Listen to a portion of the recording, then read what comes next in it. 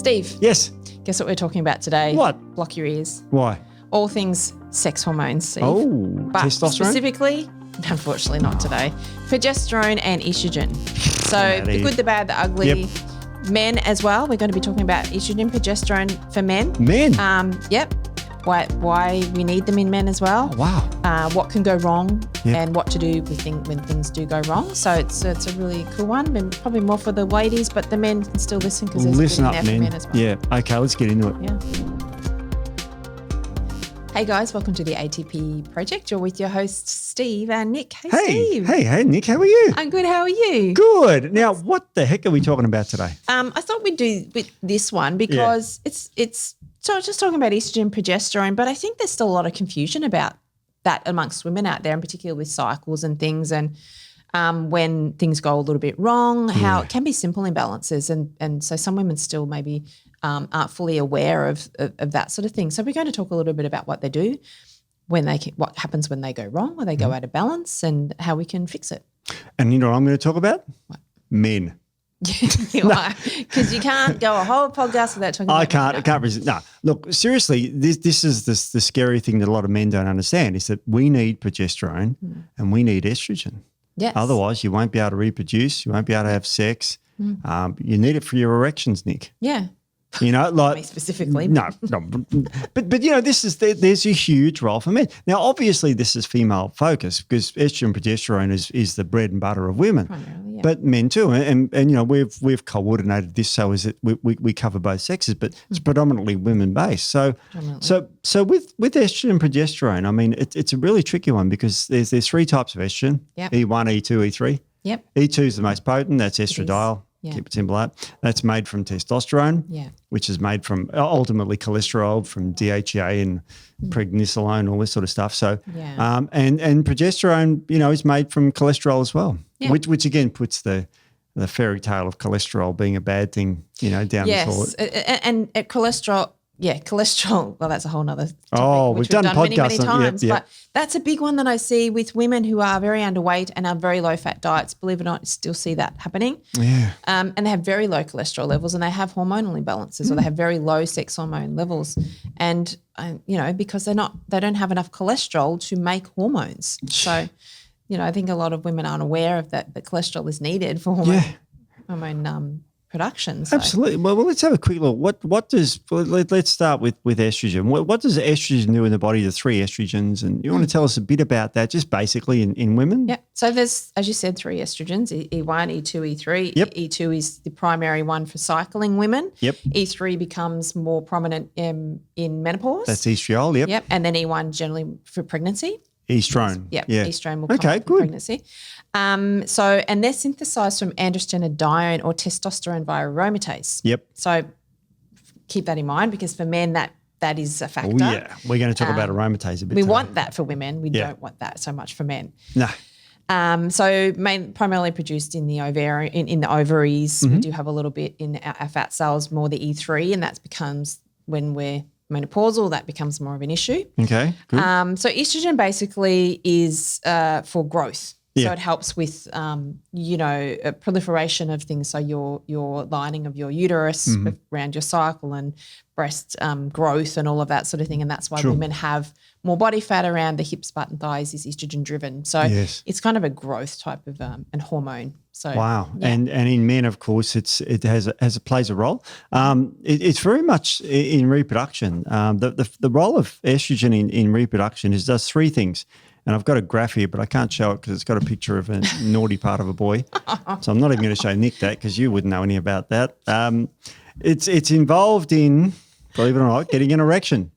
Yes. It's involved in libido in the brain, and it's also involved in sperm production. And that's estrogen. I didn't say testosterone there. I said estrogen. Yeah. So very interesting because because for hormones to work, you need a receptor. And then the receptor grabs the hormone and says, what do you want me to do? It's estrogen. I want to increase my libido or whatever the case may be. So very, very important for men and erections. Now, you don't want to go, if it's good for erections, I'm going to smother myself in estradiol because it'll do the opposite effect. It will, yes. It's dose dependent. It is, yeah.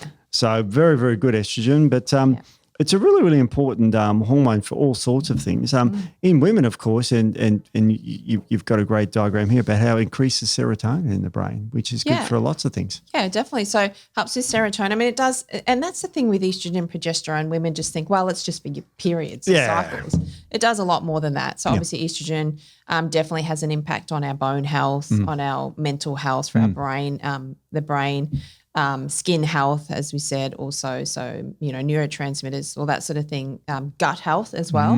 So it goes well beyond just for cycles and reproduction. So super important, and that's why women in menopause have so many problems, because they lose all these other, it's not just them, and menopause isn't just about the lack of hormones. It's not just a hormone deficiency. It becomes so much more, and that's because estrogen did so much more in the body than just sex hormone, reproduction and all of that sort of thing. So there's not many diseases that women get more than men. Yeah. And women live longer, about 4 years. They get less cancers and all this other goodies, less heart disease, but they get more Alzheimer's. Yes. And one of the problems is postmenopausally, estrogen increases brain-derived neurotrophic factor, which is a brain chemical, helps keep your brain healthy. Yeah. And when you go through menopause and estrogen levels drop, the rates of Alzheimer's in women increase dramatically. Very scary. Yeah. And cardiovascular conditions as well. Yes. Cardiovascular issues. So women catch up to men when they hit menopause and beyond, with the cardiovascular risk, and that it's men more so than women. Yep. And then when women hit menopause, it evens out. And that's because they lose that estrogen, which is protective, cardioprotective. So, so it has a lot of really important functions in the body outside of just for reproduction. Yeah. Yeah. And in men, if we get too much estrogen, which we're very heavily prone to, if we become obese, most men are, I'm 56, and most men my age are overweight or obese. Yeah. And too many fat cells makes too much estrogen. That's right. And so we tend to get all sorts of prostatic problems. We get depression. We get impotent with too much estrogen. We get man boobs, gynecomastia, and we get all sorts of other prolific depression and cancers. Yeah. It's very, it's tricky because men typically have too much estrogen and not enough testosterone, because they're aromatase, that lovely chemical or enzyme that turns testosterone into estradiol. Yeah. And as you said, fat cells will do that. High stress, insulin resistance, alcohol, they all increase aromatase activity. Yeah. Yeah, it does. That's why you get the, what do they call it, brewer's droop?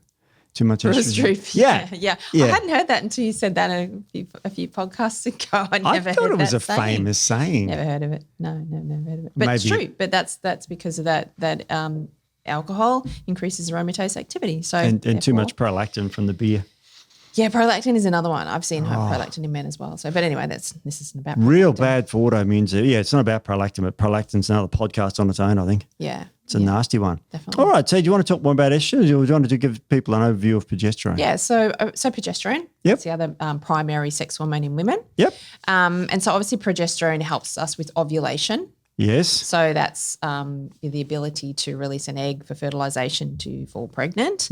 But it also helps with nervous system function. So it helps with GABA production in the brain, which helps with calming. Yes. Sleep quality and all of that sort of thing. And it is needed to balance progesterone because of estrogen. Yeah. If estrogen was wildly unopposed, that's when we have things like cancers and all of that sort of thing happening. So we need that progesterone to actually balance the levels out. Yes. And keep everything under control, keep the uterine lining from over proliferating and all of that sort of thing. So that's really important. Also important for immune function as well. So it has, again, a lot of really important functions outside of just fertility and ovulation. It's absolutely remarkable. Now in men, progesterone plays a role in all. I've got a big table here. It's unbelievable. So in the genomic, it actually helps with spermatogenesis, the immune system, respiratory system, helps with the prostate and helps keep your weight gain under control. And it helps prevent brain cancers, believe it or not. And in other actions, it increases sperm production, increases testosterone synthesis in the Leydig cells. Yeah. Everyone goes, oh, what more testosterone? Well, you need progesterone. to make your testosterone. That's right. Amazing. Exactly. That's right. Also, there's an increase in progesterone receptors concentrations in the prostate. So the prostate, it plays a role in the prostate, helps with your kidneys, helps with your central nervous system as well. And if you inject a man with progesterone, it sedates them. Yes. Yeah. So it helps you sleep. Yeah. So, I mean, that's just I should actually read the reference for those people. I love the title of this one. Progesterone, the forgotten hormone in men. Oh, I love it. In the aging male. I'm not joking. That's the name of the title, the paper. So there you go. Isn't that interesting? It is. Well, it's interesting when you're getting sex hormones tested in males. Yeah. If they go to a doctor, you have to fight to get estrogen and progesterone. I send clients off to the doctor, male clients, and they get testosterone, no problem. Yeah. Whereas with women, it's harder to get testosterone. It's even actually hard to get estrogen and progesterone now, believe it or not, with women, but particularly men. Wow. The doctors won't do estrogen or progesterone, and that can be a really important factor when you're looking at, drivers of some of the symptoms of, low mood and weight gain and all of that sort of thing. So really interesting that, doctors are not very open to testing these hormones in men. All right, I've got a question for you. Who has more progesterone post-menopausally, men or women? Oh, well, I know the answer to this. What is it? It's about the same, right? It is about the same. Yeah. So post-menopausally, I mean, we did a menopause podcast. We should do another one because we go into more. It's very interesting. Yeah. But post-menopausally, men and women have a very similar sex hormonal profile. Yeah. It's very similar. That's a little bit scary. So what problems does that cause? Oh, well, go back and listen to the menopause podcast. All sorts of problems.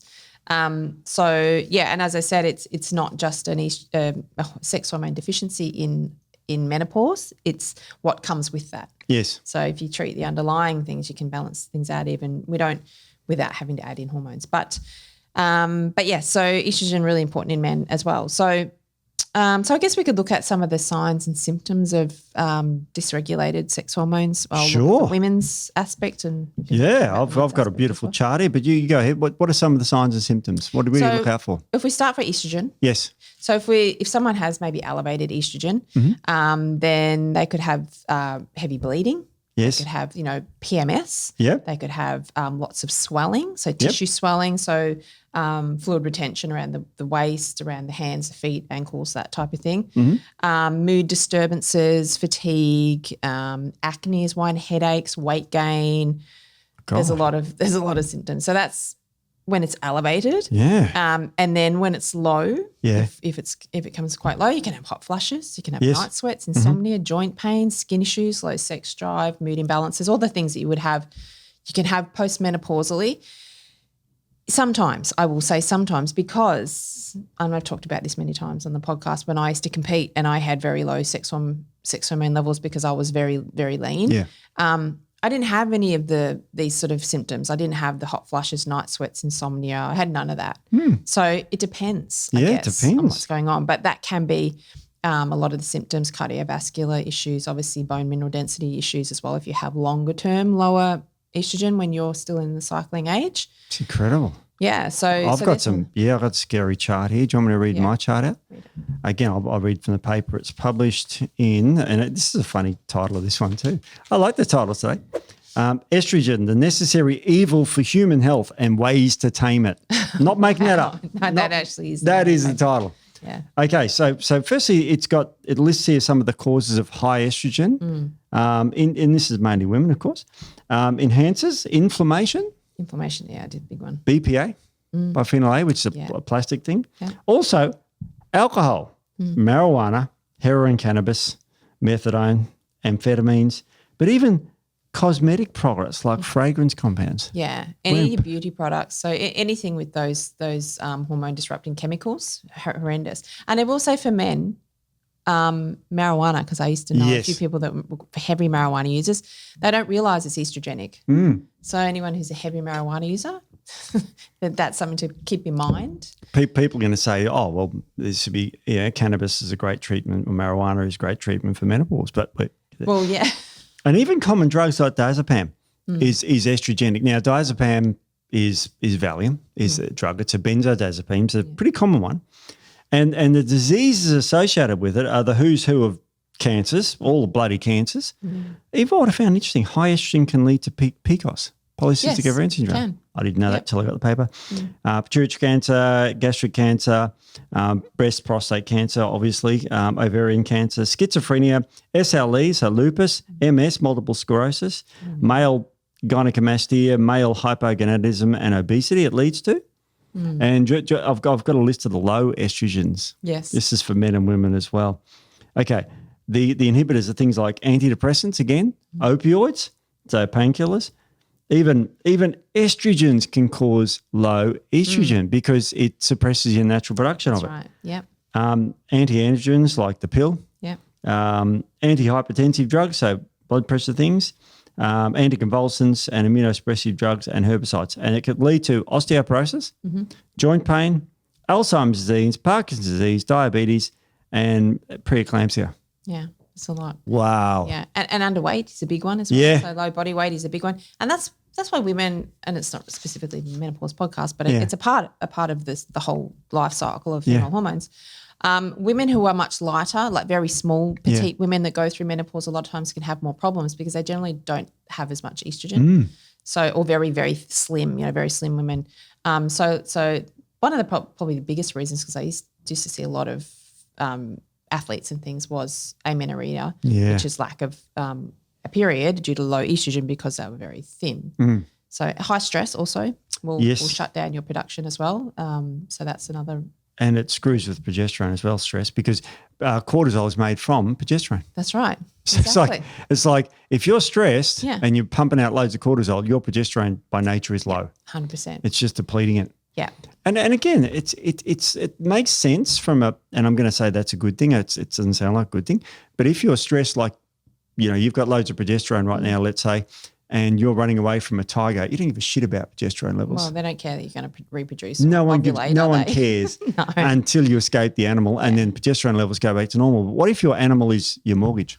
That's right. And you got 30 years of an animal chasing you. Yeah, or your work that you go to every day. Or you've got kids. Yeah. Imagine how stressful. Yeah, exactly. Here we go. Or you're surrounded by toxins, or you have infections, which then create high cortisol as well. Yeah. So inflammation. Yeah. I mean, and, even the plastics and the endocrine disrupting chemicals, which are everywhere, and people go poo-hoo them a little bit. Yeah. But you've got to remember they're absolutely everywhere. I mean, even compared to 20, 30, 40 years ago when I was growing up, when I was young. 40 years ago when you were growing up. I was 10 or 11. Yeah. So let's say 35 years ago when I was a teenager. Oh, yeah. 30 plus years ago. I was a teenager 40 years ago, easily. Yeah, you were. Very, Yeah, you very can't laugh at me. comfortably. Middle teens at that age That's then. right.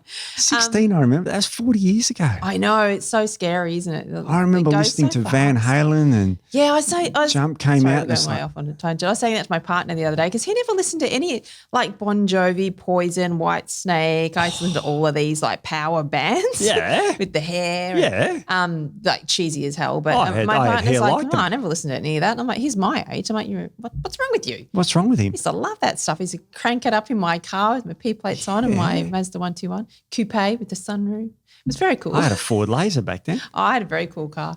Kids But had my money. point being, 30 years ago, we did have some of the chemicals around, but nothing like there is now. Like they're everywhere. They're in all our beauty products, all our cleaning products, all our kitchen, plastics and pots and pans and, cleaners and air fresheners and bin liners with the smelly stuff and the plug-ins that you plug in. Yeah. And, candles, like the lot. They're just surrounded by it. So You need to speak to Beck because she loves all that crap. oh, yeah. No, anything with a scent that's not natural, obviously, an essential oil sort of scent is a chemical. It's Yeah, I know. terrible. So, people put those plug-ins or they spray the air freshener and, like I said, bin liners. So and you're touching the bin liner when you're putting it in with the scented bin liners. I'm touching the bin liner this morning. Receipts as well. So shop receipts, anyone that gets all those shop receipts with the BPA on them. Beck does a lot of shopping. So all that so we're surrounded. So they're very significant. So when you say to a woman that has maybe estrogen dominance, Yep. you need to get, remove the chemicals from your life. Like the list can be this long. It's really difficult. yeah. So you kind of do it in stages, but very significant with the endocrine disrupting hormone chemicals. It's really scary because, let's take the woman who's, aromatherapy was good, but that women like good smelling stuff. And she's very sensitive. Women are very sensitive to smells. And it's like, I'm not. I broke my nose when I was 14. Yeah. Trampoline. So I don't think it's ever really recovered from that. Yeah. I had I an don't like the operation. smells. They make me sick. So the headaches and things like that, I'm just really sensitive to them. And that can be a liver issue as well. So liver detoxifications, if some women really struggle with scents, like certain smells and things, and they feel sick, headaches, that sort of thing, it can be a liver detox factor that your body can't detoxify the chemical coming in. And other times it's just I just hate the smell of it. Like I don't use any of that stuff. So, but yeah, natural stuff like essential oils are great, that sort of thing. Oh, we put oils on the bed. We chew it on like lavender oil and stuff. Yeah, lavender's great for sleeping. Love that stuff. It smells great. It's funny you mentioned headaches and stuff. There's a paper published. I haven't got it with me, but I was going to print it out, but I thought, nah. That they look at men with migraines. Women get more migraines than men, right? About 3-to-1 ratio. I'll tell you why too. Because you have to put up with men? That's right. No. A lot of it's hormonal driven. It is. Driven, yeah. And they measured the hormone levels of men that get migraines, and they've got much higher, significantly higher estrogen. Yeah. Isn't that amazing? Yeah. And you know why they get them the headaches and the migraines is because histamines. So histamines and estrogens are entwined. Yes, they are. So estrogen will drive up your histamines and histamine will drive up your estrogens. So when you have someone has, say, histamine issues and they get the headaches and they get the pain and they get the mood changes and joint pain and all that sort of thing, and you think about what happens with if you have an estrogen dominance or high estrogen, you get the headaches, you get the heavy bleeding, you get the swelling and all that sort of thing. It's the histamines. Wow. Yeah. Because they're now using as a preventative Sanmigrine, which is an antihistamine for migraines. Yeah. Makes all sense. Makes a lot of sense. It does. And it's incredible. And estrogen and that is very linked. So that's one of the reasons why women get more migraines. And men that do get migraines have high estrogen. Yeah. It's really scary shit. It is really scary. It's very interesting. So if you're a man and getting migraines, you can have this stuff tested and it can be modifiable. Yes. Oh, detox and all that. You know what? I have to say I don't do a lot of hormone stuff because I don't really see that. I don't really see a lot of women with hormone. I see all the other weird things more than anything. You see some weird stuff. But hormones are probably one of the easiest things to correct, to be honest. It is. But, I mean, obviously there's always exceptions to the rule, but for the most part, although hormones are very complex and what they do, to balance them is actually relatively easy as long as you take away, contributing factors and drivers. Yeah. Because there's lots of causes of things like estrogen dominance. Yeah. You've got a great list here about the things that drive it up. Yeah, I do. If you want to talk about that, there it is. I've got so many papers on the table. I don't even know the paper. For those who are just listening, it's like you've got books in front of you, basically. I have got so much. That's one of the largest printouts I think we've done for a podcast for like a long time. Almost like a phone book, wasn't it? So you run through this. What can cause, say, estrogen dominance? Because everyone knows about that. Everyone's heard about it. What are some of the things that cause it? Yeah, so estrogen dominance can literally just be a lack of progesterone. It can be something. So when we're talking about estrogen and progesterone, it has to be about ratios. It's not about the estrogen has to be this number and the progesterone has to be this number. I mean, yes, there are optimal ranges, but you could have low estrogen and still have estrogen dominance because you may have even lower progesterone, right? Yeah. So the imbalance is still there. So it's all about the ratios. As I said at the beginning, you need progesterone to balance out estrogen, otherwise you're going to have issues. It regulates aromatase, so they certainly regulate each other, absolutely. So estrogen dominance could purely be a lack of progesterone. Okay. That could be it. You could have perfectly normal levels of estrogen and very low progesterone. You're just not ovulating for some reason. That could be because progesterone spikes after day 14 dramatically. Yeah, that's right. So it could be lack of progesterone. It could be inflammation, as we said. That's a really big driver. It can be chemical issues, as we said, exposure, infections, so molds and things would then disrupt the microbiome, which would disrupt our hormonal production. Any liver detoxification issues, so inability to that phase 2 detox, and therefore you can recirculate estrogen. Constipation is another one. Gut imbalances, so gut dysbiosis, because we have there's two things going on in the gut. We have the estrobolome, and we also have bacteria that produce beta-glucuronidase. Yes. And so they can both impact our our estrogen levels as well. Stress, as we said, is another one that can drive it up as well. So yeah, there's a myriad of things. And what about being overweight as a woman? Well, yes. So a lot of women think that they are overweight because they've got high estrogen or estrogen dominance because they're overweight, but it can be they're overweight because they've got estrogen dominance. Correct. Yeah. And they start putting on fat in areas that are feminizing, but not ideal. Yeah, that's right. And then the problem is the more fat cells, the more fat you have, the more estrogen of that E3 you produce as well. So a lot of women, again, I'm going to say postmenopausal because they're a good example of when your levels are low, put on a lot of weight and then you do their hormones and they're very high estrogens. Yeah. But they're the E3 and it's coming from the fat cells. Yeah. So the more fat you have, the more estrogen you'll produce in fat cells. And I guess it's fair to say that as a woman ages, they do less activity, exercise, like strenuous exercise. Yeah. I mean, that's not necessarily the case, but at the gym I go to, I'm one of the oldest there. And there's like this morning there was about 100 people at the gym. Yeah. And I would have been one of the oldest, if not, the oldest, because there's a lot of young people that go into the gym doing exercise. Yeah. Not many old farts like me there. No, and it's the old farts like me that need to go to the gym. Yeah. When they're 20, they're already muscly and everything. Well, and that's the thing that makes me laugh as people get older. Not everyone, probably not our audience so much, but a lot of people train less. And so that's when you actually have to train more. Yes. You have to be, the gym should be full of old people because that's when it's really important to maintain, muscle mass and physical health. Yeah, because young men and women, have got muscle to burn. But they've got help. Yeah. I mean, that's why I'm probably going to upset people. Here we go, upset. Young people is on here. But you have the young, influencers, the young female influencers, fitness influencers on Instagram, and they're saying, here, what I eat in a day, and they've got these masses of plates of food through breakfast, lunch and dinner, and they're super fit, and they're like, this is what I eat in a day, and I train, and it's really easy.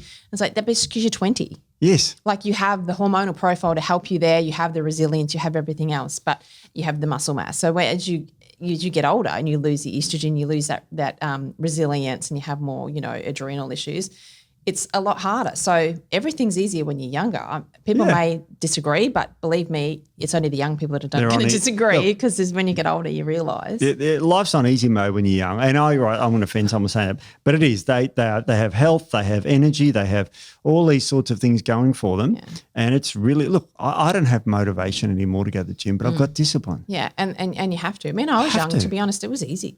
I trained. I walked up to the gym in the dark this morning. Yeah. It was raining. Yeah. I just had to go. Yeah. Because you have to go. You have to go. Yeah, you definitely have to go. So, yeah, it definitely is a lot harder. I skated through, to be honest, my training when I was younger. I never dieted really. I trained. I didn't have to train super hard, maintain muscle mass. Now I have to really, really go hard. Yeah. And then, then you have sort of your reproductive years where you then have babies and things, and then you have menopause. So we have like major roller coaster sort of changes, whereas men don't, and their testosterone is fairly standard the whole way through, obviously unless there's imbalances. So weight loss, maintaining a healthier weight and muscle mass is a lot easier for men. So there's that. Yeah. I mean, I've got a chart here of what happens to progesterone through the month. Yeah. Look at the waviness of those things. Yeah. It's like a bloody beep. Beep, yeah, so beep, progesterone goes an like ECG. this. Yeah, and then it's funny. So estrogen sort of goes like this. In puberty and perimenopause, estrogen goes like, it's like just scribbling all over a page. Yeah. And that's why you have so many symptoms when you're young and you go through puberty, and so many symptoms in your late perimenopause and moving into menopause, because your hormones are just wildly, like progesterone is a bit calmer. Yeah. But, in menopause, perimenopause, it's starting to just slowly decline. But your estrogen's going like this. All over the place. And interestingly, same with puberty, it's really interesting because the amount of clients I've seen over the years where mothers have brought their daughters to see me because they've been put on the pill because they either don't have a period, they have, like a testosterone type dominance, or they're told they have PCOS. Yeah. And they put them on the pill. And the majority of the time, it's none of that. No. So it can take a couple of years for a cycle to start to regulate. So a girl, when she goes through puberty, may not start to have regular cycles for a couple of years. She may have a few, then not a few, because of this wild sort of fluctuations while her body's adjusting to the new profile. And so they're wrongly diagnosed with PCOS. Every woman has like cysts on her ovaries. It's like they're actually follicles, right? Yeah, that's true. Every woman does, and at certain times of the month they have more than others. If they don't ovulate, they're going to have more. It doesn't mean they have PCOS. So there's a lot of PCOS that's been misdiagnosed, but for young girls particularly, I see it a lot, and they're put on the pill, and as soon as they're put on the pill at 13, 14, 15, it just messes them up for however many years. So we've got to get them off it, and so that's a really big thing I see. And it's just the normal, it's like saying to a woman going through perimenopause into menopause, well, you should be going cycling, not a problem, bang, into menopause and straight or smooth ride. Yeah. It's the same thing as with puberty. It's not smooth. So any women out there that have young girls that are going through early puberty, going through puberty in their early stages and maybe it's a bit rocky, don't jump straight on the pill because there's things you can do to try and calm things down. How many women, like let's take a 20-year-old woman, how many 20-year-old women on percentages would you guess are on the pill? I'm sure we could look this up. Most of them, would There'd be a lot. I mean, I guess these days it's a bit more women are more aware of how the dangers that the pill can have. But look, I wouldn't even, there'd be a lot. I think they just passed a law where you can PBS the third generation pill, which is like Yas and Diane 35. And the problem with that is. And then the women are celebrating that. I'm like, really? Yeah. You know the side effects of those things? Stroke. Yep. And like we were talking about whether it's out or not, we did a methylation podcast. Yeah. Methylation factors, if you have, the MTHFR SNPs can be more predisposed to clots and things. You should not be on the pill if you have that MTHFR polymorphism. So there's a lot of potential issues with that. And then a lot of women, they come off the pill and they have, post-pill acne and all that sort of thing. And so then what they do is they get the bad acne. So they go, I can't come off the pill. So they get back on it again. Yeah. And there's so many factors around the pill. And obviously, if someone wants to do the pill, your choice, but there is a lot of dangers around it. Just be aware of your choice. Yeah. And there's other forms of contraception that are safer that you can do as well, so that don't have as big an impact. And, when you think about they're synthetic hormones, for one, they're shutting down your own production, obviously. Yeah. They're creating a lot of issues with mood imbalances and, histamine issues. And remember, they're not human hormones. Like they don't give you progesterone in a pill. Yeah. They give you progestin. Yeah, synthetic form, which is terrible. Really terrible. Yeah, there can be a lot of really negative impacts with synthetic even hormones. in this chart here of progesterone levels, you can see that on the pill there, the red one is the progestin. Yeah. And it's just high. Yeah. And it's not even a natural hormone.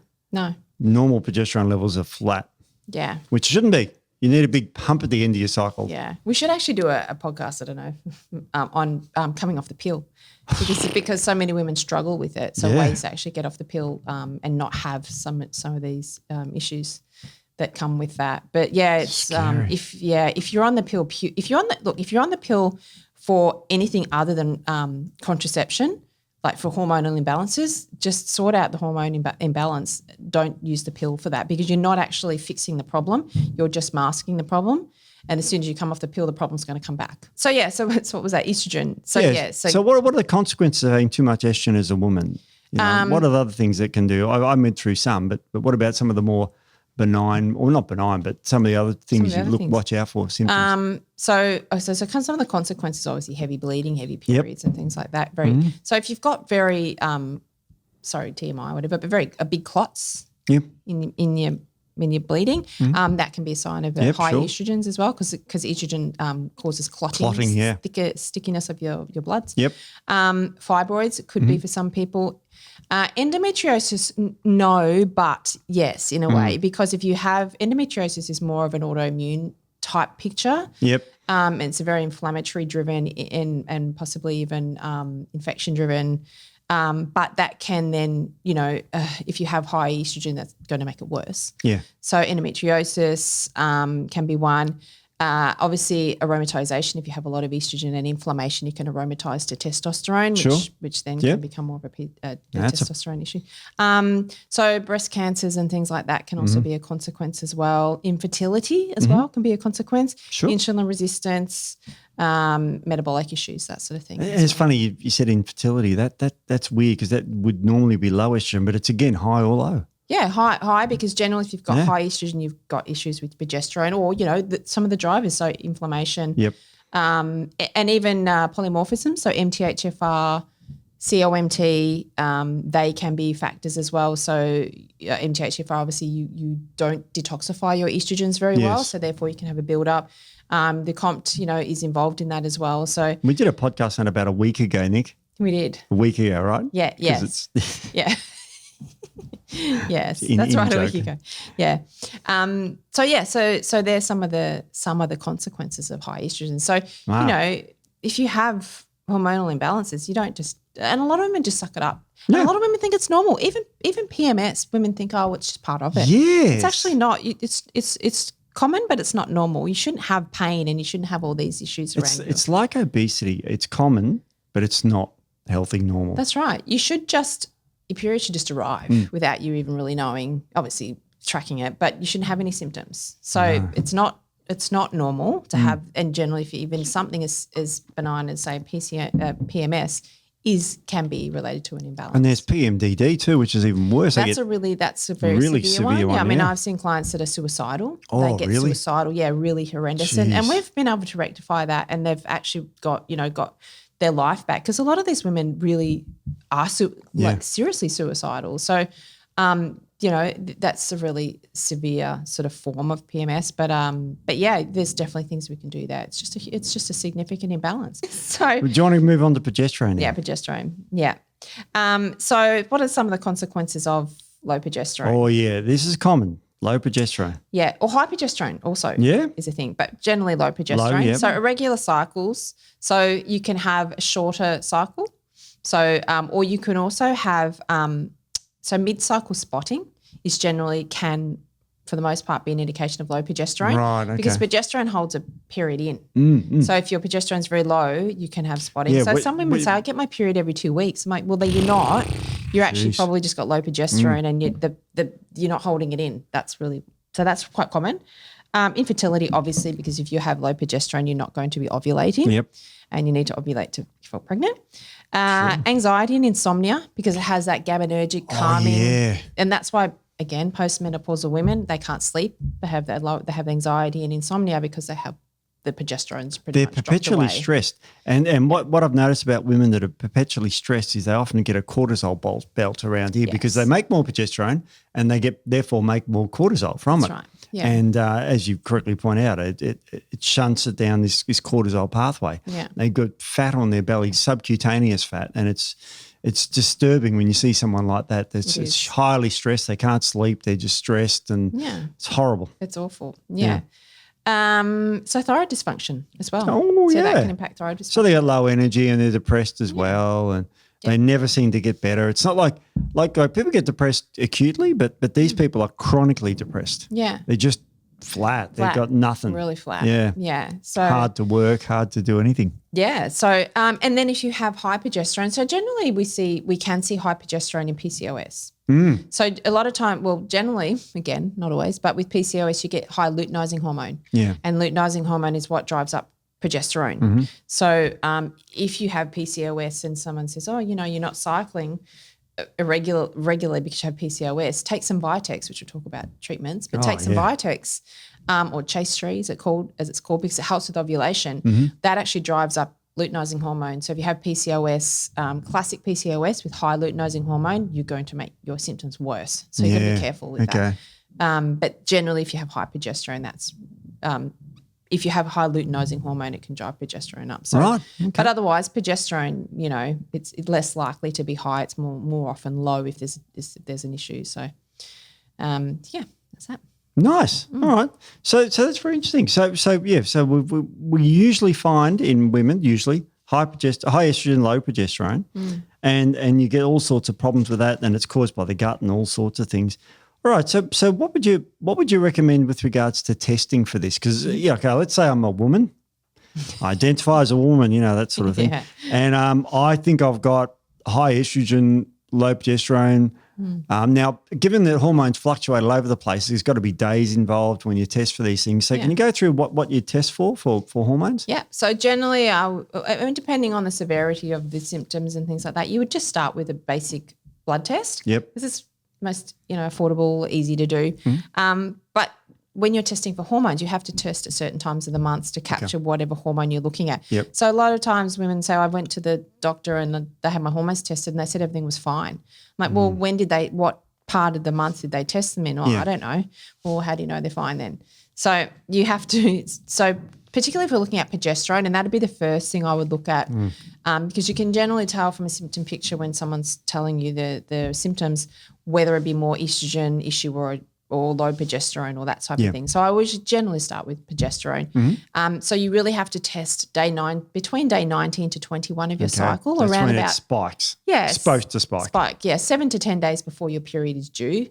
That's when you would, sort of be looking at it be higher. So you're in the middle of ovulation. But that will change for every woman. So if you have a 28-day cycle, that's around the 19 to 21 day. If you have a 32-day cycle, then you're looking at sort of 21, 23. So you've got to sort of move it with whatever cycle length you have. Yep. And if you have a very sporadic or irregular cycle, it makes it a lot harder to actually find your progesterone. Of course it does. It does.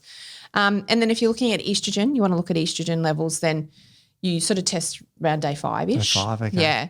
But you can also check estrogen when you're looking at progesterone because if your estrogen is very high during ovulation, then that's an indication that it is quite high throughout the rest of the month. So, so there's sort of so you really want to make sure that you're testing the right time of the month to capture these hormones. Testosterone you can test any time of the month, it's fine. Yeah. And then your luteinizing hormone and your follicle stimulating hormone will also change throughout the month as well. So spikes in the middle, day 14. Yeah, exactly. So you want to test at certain times the right time of the month. So if you're going to the doctor for a hormone test, don't just go any time and then your doctor. So you may have estrogen dominance. So they might be testing you in that late luteal phase where your estrogen may not be where it's supposed to be anyway. So they think, no, it's fine. Yeah. So you have to do it at certain times. So that's blood testing, and then you can go one further and do Dutch testing. Dutch? What? So we have to go overseas to get a test? What's a Dutch testing? Dutchland. Yeah. Which? Joking. Yeah. Oh God. No, so Dutch testing is dried urine hormone testing. Yeah. And it's the gold standard. It's and really it's looking, good. really good. It looks at all the metabolites, so your E1, E2, E3, and then the pathways that they go down. So it's a really, really cool test. I love that test. Oh, so good, so good. And you can look at, whether you're metabolizing down a healthy pathway, so an O2 pathway, or more of the proliferative pathways, which are more dangerous. 16, methylation, the whole thing. It's a really great test. So, and that can give a really good overview. And you're generally doing 4 samples throughout the day. Right. So you're sort of catching all those spikes and things like that. Again, it's still only capturing that day. Yes. So if you really want a really comprehensive hormone profiling, you do a 28-day cycle mapping. Oh, so you test every day, and it'll give you a whole month of tracking your cycle. That's a great test. How much is that? Expensive? It's a bit, it's a bit worth it. I mean, it's not, the Dutch test is around about, I haven't done a Dutch test for a little while because I just did gut testing. It's around 400-ish for the Dutch, which is affordable. Yep. 28-day cycle mapping, I can't remember, to be honest, but it's still affordable. And if someone is having really significant symptoms, then it's definitely worthwhile doing. The girl off doing. maths, you were saying, with the PMDD? Definitely, something like that, and a lot of women, can feel great for a certain part of the month and then feel horrendous. So the 28-day cycle mapping can be great for a lot of women. But most times I would go with the Dutch first. You can get a lot of really good information from that. So they're kind of the two sort of testing strategies that I would recommend. I'll give you a hypothetical which is common out there. Let's say you've got, for whichever test you do, you've got higher estrogen and lower progesterone. Have you got any sort of treatments for those common sort of, that's a common complaint out there? Yeah, that's probably the most common. Most common, So the first thing, obviously you do the blood testing to check whether they have high luteinizing hormone, that type of thing. Yep. Or if they have high testosterone. But generally, Vitex is probably the first protocol. Really good, isn't it? The reason being because it helps to increase that it increases luteinizing hormone, which then increases progesterone. So a lot of times, as I said, it may just be that not your progesterone's high, that just you have low progesterone. So Vitex can be really good to begin with. If you also have high estrogen and you have problems with detoxification, then you're wanting to add in things to help with detox. So that can be something like broccoli sprouts is really good for that. Really good. Probably the best. We did a one. podcast, and my whole podcast on just broccoli sprouts. Yeah. And then another liver support obviously will help with that as well. But, that can be a really good start, just, Vitex and some broccoli sprout just to help with increase your progesterone and help to detox your estrogen. Mm-hmm. If your estrogen is high, though, you want to find out why. So if you have gut imbalances, then you're going to need to treat the gut. Otherwise, you're going to still have an issue. Mm-hmm. As I said, it could be dysbiosis, and you could be producing a lot of beta-glucuronidase, which will actually deconjugate bound estrogen that's ready for detox and reabsorb it. Mm. And that can be because you're just feeding too many of those bugs that produce the beta-glucuronidase. And then we have the estrobolome. So it helps with, reabsorption of estrogens and things like that. Yep. Interestingly, postmenopause, so you want to make sure your estrobolome is balanced. Postmenopausally, you actually want to have higher levels of beta-glucuronidase in your gut. To reabsorb the estrogen? Yeah, of course. So when you're cycling, lower levels. When you're not, high levels will actually help to, keep that estrogen reabsorbing, recirculating. You need to hang on to it. Good idea. Yeah, it's a really good idea. Didn't think of that earlier, but anyway, that's good. Yeah. So there's some of the things you can do. And obviously it's usually not as simple as that, because we want to look at the reason why the things are imbalanced. So is there an inflammatory condition you need to treat? Is there high stress we need to treat? Is there, high exercise loads? If someone's over-exercising, they may not be underweight, but they could be over-exercising, and I see this a lot. Yeah. Dietary factors. So low carb. Yep. Will push down your progesterone 9 times out of 10. So women who are low carb and they go, well, what's wrong? I'm not, my cycle's changed. Generally, you need the carbohydrates for that progesterone production. And insulin drives up estrogen because it drives up aromatase. That's right. So high carb diets, on the other hand, are a problem as well. Yeah. So you need to get that balance right. High sugar diets and all that thing obviously are not good either. And what about drinking milk for your bones? Oh, yeah. So you want to avoid milk. Yeah. You want to avoid cow's milk, particularly A1 cow's milk is the biggest one, but milks in general, it's got the IGF-1 in it, so that's a problem. Insulin growth factor 1 for cancers, exactly. So, so it's definitely, I would say, remove dairy, any sort of cycle or hormonal problems just across the board. And then work on gut health as well would be a big thing, or check your gut. So do a gut microbiome test, that sort of thing. Any other conditions, autoimmune conditions, you need to find the cause of those, that sort of thing. All the drivers, as I said, high training is probably one I see a lot, overtraining, and then low body fat, but it doesn't have to always be low body fat. So that's a big one as well. And the stress, as we said, like sleep, all the things there. So they're things you want to be looking at. Okay. And then this is like the gold standard triple gold. Triple gold. Triple gold when we're looking at supplements is the magnesium, zinc, and B6. Oh, yes, for the brain and all that. Yeah, that's really, really good. So all of them, magnesium, really important, helps to lower, obviously, inflammation. It helps nervous system. It helps with progesterone receptor sort of activity. The zinc, obviously, if there's any testosterone issues or aromatase issues, it helps to sort of counter that a little bit. And the B6 particularly good for ovulation and that type of thing, and also breaking down histamines if you have histamine issues as well. So pyridoxal 5-phosphate's our favourite form, isn't it? Yeah, definitely. Yeah. Yes, P5P. Look for P5P definitely. P5P, there you go. P5P. Yeah. So that and I think I meant to blank here. Omega-3. Omega-3 oils. Omega-3 oils are amazing. I always put them in with I put them in with a lot of things anyway, particularly sort of hormonal things, because they do help with reducing inflammation. Yep. They help with the neurotransmitter. They help with the cardiovascular. They're very good at dampening inflammation. And curcumin is another really good one as well for inflammation. Inflammation, because a lot of women that get, period pain, they take the Nurofen. It's the classic, thing, and we try and avoid taking Nurofen. It just screws your kidneys up. Yeah. So there's things, if you particularly have pain, you can do things like ginger can help. Yeah. Boswellia can help. Cramp bark is another really good one used as a herb. Yeah. It was hugely expensive when I was prescribing it. All the herbs are like the tinctures and things are very expensive now, unfortunately. Damn. But cramp bark can be quite good as well. And Boswellia, devil's claw, those types of things can be good for the pain, inflammation. Oh, that is a good one. Yeah. Yeah, so they're quite good as well. And then, as I said, your sulforaphane from your broccoli sprout is or dim is another one. But diindolylmethane, yep.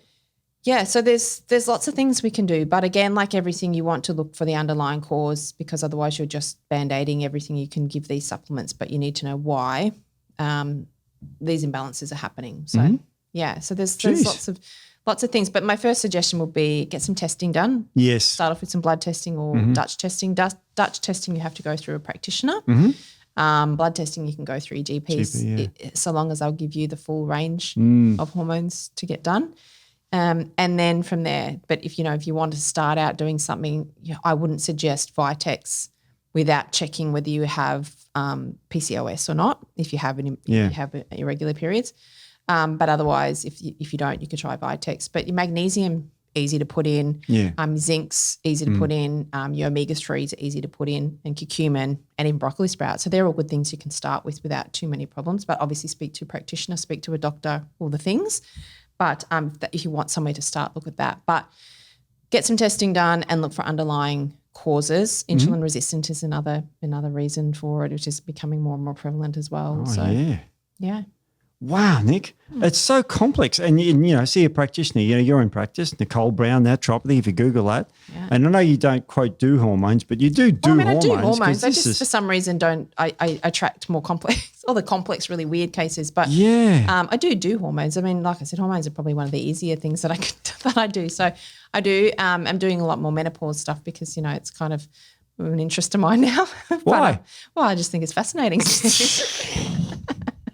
But I do treat women with hormonal problems as well. I don't do fertility though. I will say that because it's a whole emotive area I don't want to get into. Yeah, it's scary. But wow, Nic, this is incredible. It's incredibly toxic, incredibly helpful depending on the hormone you've got and the level. It can be a savior. It could be evil. It could be great for men. It's bad for men. It's very complex. It is. And you need the right amount. And if you're healthy and you're getting all these nutrients in you, then you can keep your healthy amount. But this is scary stuff, I reckon. It's you have too much. You don't know you've got too much of this. Well, you don't. And if you are a female that has cycle problems or PMS or any sort of issues, skin issues like acne and things like that, you don't have to put up with it. It's not normal. No. It's not. It's not normal. It's common. It's not normal. So there's always things you can do. So you should not be having sort of symptoms and things with your cycles. So incredible. Or if you don't have a cycle at all, then work on that as well. Because it's not just about. Sorry, I'm nearly finished. It's not just about the hormones. It's what the hormones do outside of reproduction. So, for instance, when I didn't have a period for 9 years because I was training and I was very underweight, I didn't care because it was easy because I didn't have to worry about it. But luckily for me, I didn't have any bone issues. But you have to think about your bone health. You have to think about cardiovascular health. You have to think about your brain health. So it's not just about hormones for reproduction. There are other health reasons that you want to have your hormones for as long as you can and have your progesterone levels up for as long as you can, even moving into perimenopause. If you can keep them up, as long as you can, obviously they're going to drop off eventually. But for outside of reproduction, there's a lot of health reasons we want to have good levels of our sex hormones. So you need to address it. Amazing, Nic. It's incredibly complex, but it's about all we've got time for. So we will see you next week. See you guys. See ya.